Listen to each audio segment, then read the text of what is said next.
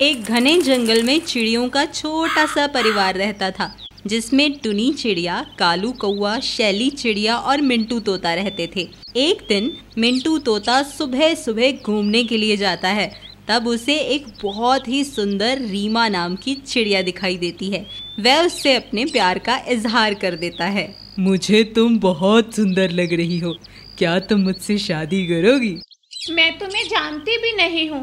तुमसे मिले हुए अभी मुझे 2 मिनट हुए हैं और ना ही तुमने मुझे अभी तक अपने घर वालों के बारे में बताया है। अरे घर वालों के बारे में क्या बताना, घर वालों से तो एक बार मिलकर ही देख लो। मुझे ऐसे मिलना अच्छा नहीं लगेगा। आजकल सब चलता है, अब जमाना बदल चुका है, तुम भी बदल जाओ। मिंटू तोता की बात सुनकर रीमा तैयार हो जाती है और मिंटू तोता के साथ घर चली जाती है। मिंटू तोता की बहन शैली को जब सारी बात पता चलती है तो वह अपने पिता कालू कौआ से कहती है, पापा मुझे ये बिल्कुल अच्छी नहीं लगी। इससे अच्छा तो मेरी सहेली माधुरी है, उसे सब कुछ आता है, वह बहुत अच्छे से व्यवहार करती है। कालू कौआ अपनी बेटी शैली की बातों पर बहुत विश्वास करता है। हाँ, मुझे भी कुछ खास नहीं लगी। मिंटू तोता के लिए तो तेरी सहेली ही अच्छी है। मिंटू तोता रीमा को उसके घर छोड़कर आ जाता है। तब कालू कौआ मिंटू से कहता है, लड़की तो ठीक है पर इतनी कुछ खास नहीं है। कोई बात नहीं पापा, वो मुझे रखनी है, आपको नहीं। अगले दिन मिंटू तोता फिर रीमा से मिलने जाता है और रीमा से कहता है, तुम्हें मेरा परिवार कैसा लगा? मुझे तुम्हारे घर वाले अच्छे नहीं लगे। कोई बात नहीं, मैं तुम्हारे लिए अपने घर वालों को छोड़ सकता हूँ। मिंटू तोता अब रोज रीमा से बातें करता। धीरे धीरे उनमें विवाह की बात हो जाती है। मिंटू तोता रीमा से विवाह करके रीमा को घर ले आता है। शैली को भाभी अच्छी नहीं लगती क्योंकि वह अपने भाई मिंटू तोता का विवाह अपनी सहेली माधुरी से करवाना चाहती थी। एक दिन रीमा और मिंटू तोता में अचानक झगड़ा हो जाता है, जिसकी वजह कोई और नहीं सिर्फ शैली होती है। आपको पता नहीं है भैया, आपकी पत्नी बहुत कामचोर है। मैं पूरा दिन काम करती हूँ और ये आराम से बैठकर खाती रहती है। मिंटू तोता को रीमा पर बहुत गुस्सा आता है और वह उसको मारने लगता है। शैली खड़े खड़े रीमा को पिटते हुए देखती है, लेकिन रीमा को नहीं बचाती। कुछ दिनों बाद शैली का रिश्ता आता है। शैली का भी विवाह हो जाता है और शैली के ससुराल में शैली का पति पोपटलाल उसको बहुत तंग करता है। अरे तू अपने घर से कुछ सीख कर नहीं आई है क्या?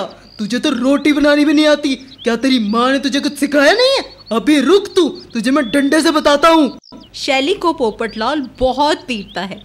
ना जाने मैंने कौन से कर्म किए हैं जो मुझे ऐसा पति मिला। वह सारी बात घर आकर कालू कौआ से बताती है। मैंने तो तेरे लिए बहुत अच्छा लड़का देखा था, ये ना जाने कैसे बेकार निकल गया। लेकिन अब कुछ नहीं हो सकता, अब तो तुझे इसके साथ ही जिंदगी गुजारनी पड़ेगी। अब तो हर रोज पोपटलाल यारों में शराब पीकर आता और शैली को रोज पीटता।